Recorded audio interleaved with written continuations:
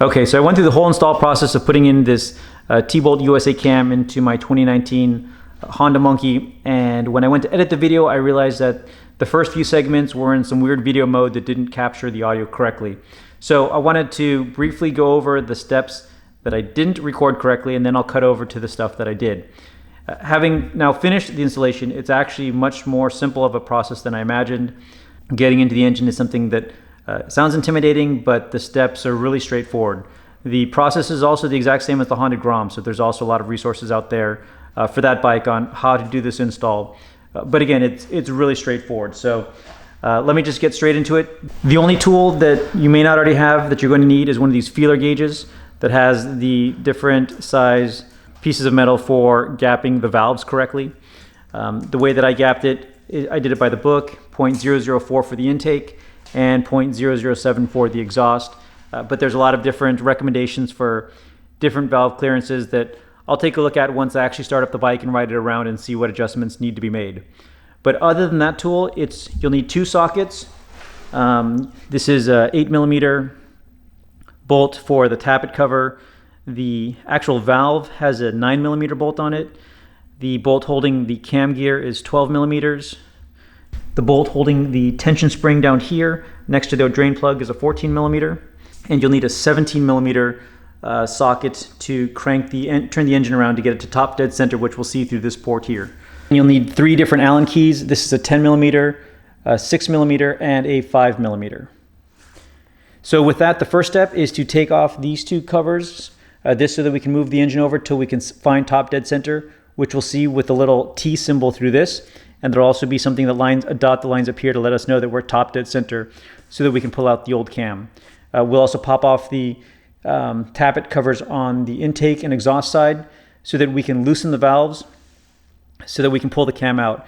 That's actually something you'll see in the video. I was struggling to get it out, the cam out, and that was because I hadn't loosened the valves first. As soon as I did, it was easy to pull it out. Something else you'll see that I didn't do correctly the first time around was I forgot to loosen the tension spring here. So when I was trying to put the cam gear back on, I couldn't quite get it on. I loosened the tensioner spring, and then it was pretty straightforward. So first step is to pop this off, and the cam gear cover.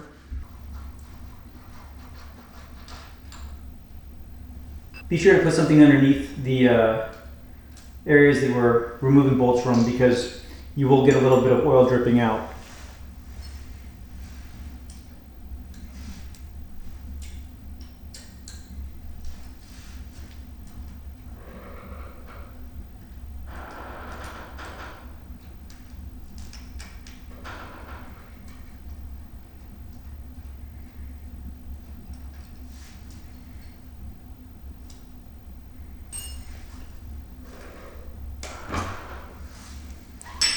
All right, and since I haven't actually started the engine since I put this all together, everything is still at top dead center. So you can see here with the cam gear, there's a little circle that lines up with this little caret on the side here.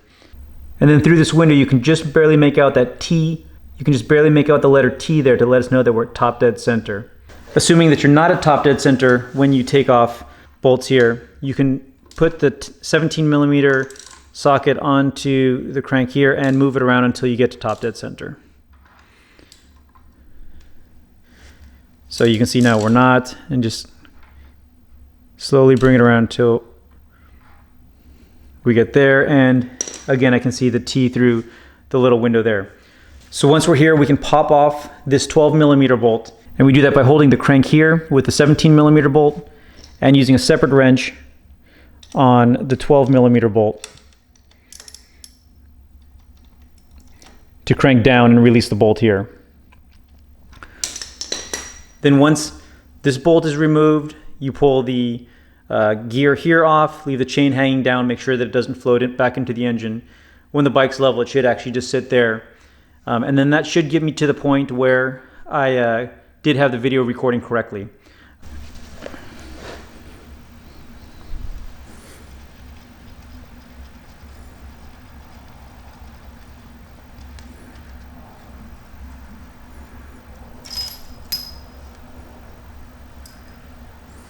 And this is marked out on the outside, so it's clear which way that it goes back in.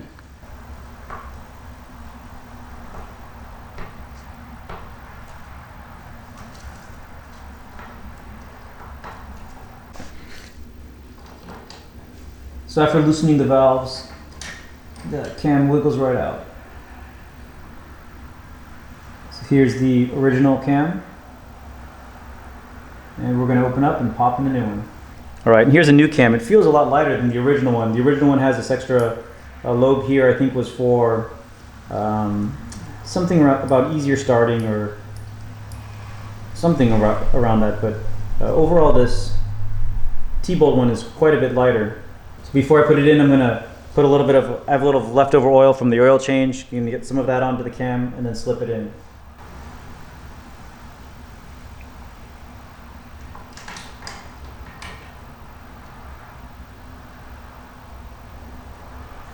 And just like that, the new cam is in.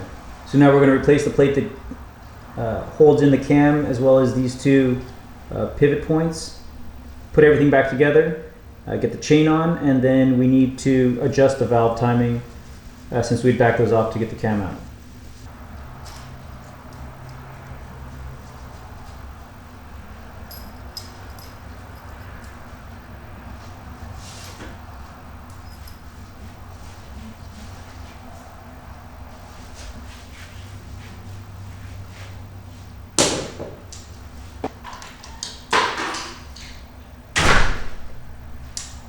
You can see there's a little notch here on the gear that needs to line up with that, and again, everything needs to be pointing here towards the top dead center. So I'm going to try to find the mark that I made on the chain to help make it easier in lining it up.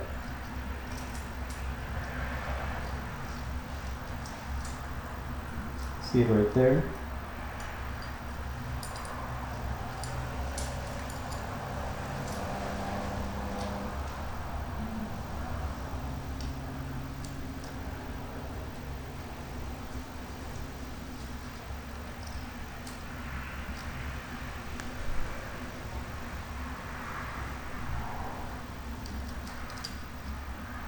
Oh, I think it's money.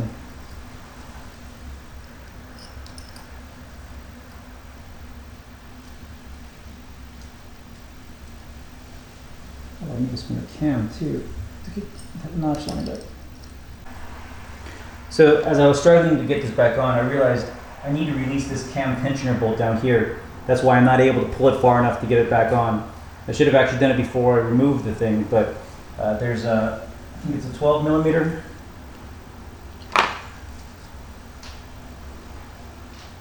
14 millimeter bolt. It's here right next to the drain plug for the oil. It's at about a 45-degree angle though, so I'm going to back that off a bit, which will hopefully let me get this gear back on. You don't need to take it all the way out, just enough to give you that tension release.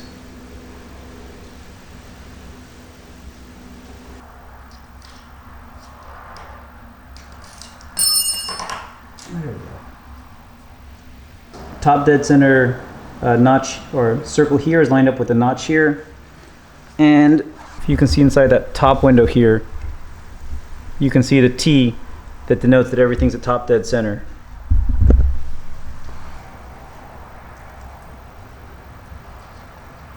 So we'll get this bolt back on. Get this tensioner that we loosened down here that's still dripping a little bit of oil. Lock back up.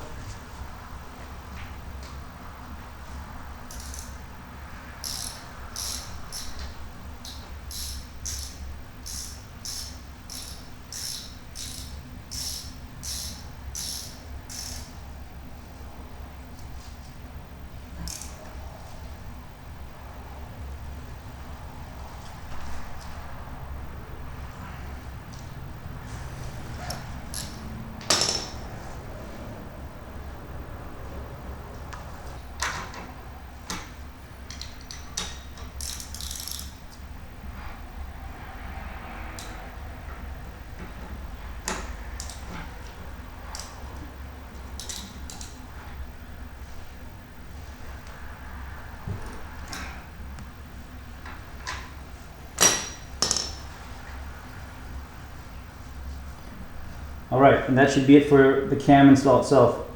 Get the covers back on and these little holes, these little plugs snug back up. Again, since this is aluminum on this side, I wouldn't crank down too hard on it.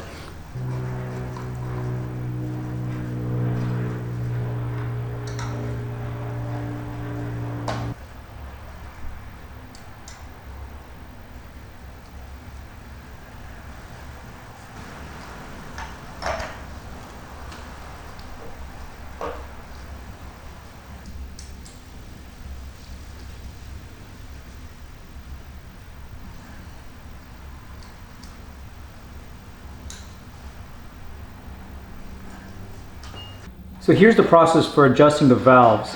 The nut that goes on the outside of this threaded screw is a 9mm nut, so it's already broken loose from removing it to loosen it up to get the cam out, but I use a 9mm socket to loosen and tighten.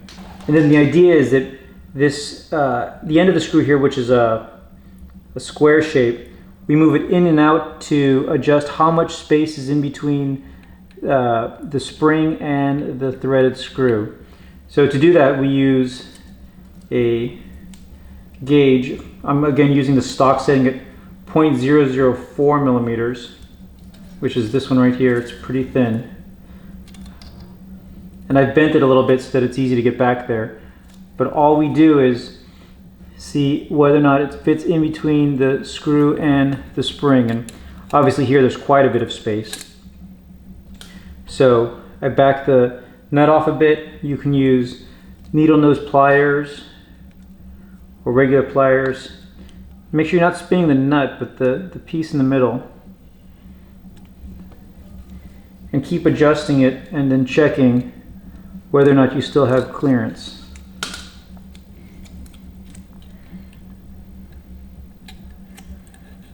So it still has too much clearance.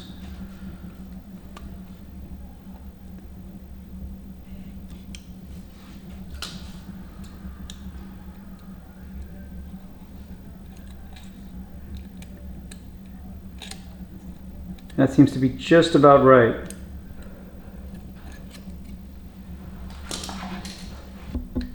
So now I'm going to tighten the outside nut.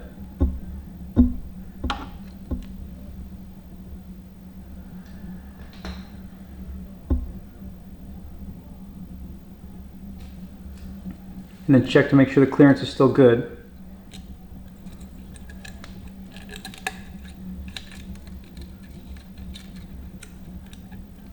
I have just about perfect clearance there. So I'll go ahead and can double check that it's tight and replace the tappet cover with the 2 bolts, and then that's done. So again, I'm doing 0.004 at the top at the intake and 0.007 at the exhaust. That's what TBoltUSA recommends for their cam, and I think that's also just the stock setting for the regular cam. On the forums, I've seen all the way down to 0.003 for intake and exhaust, but then also responses saying that that's particularly for the exhaust too small of a spacing. So I'm going to go ahead and start with this, see what it sounds like and how it runs, and maybe make some adjustments from there. So thank you everybody very much for watching. Please stay tuned for the next video when I get the Cameron Jones Racing tuned ECU back that has the tune specifically for the intake, the exhaust, and now the TBoltUSA camshaft. And we'll ride it around, see what kind of performance we're getting out of it. Thanks a lot.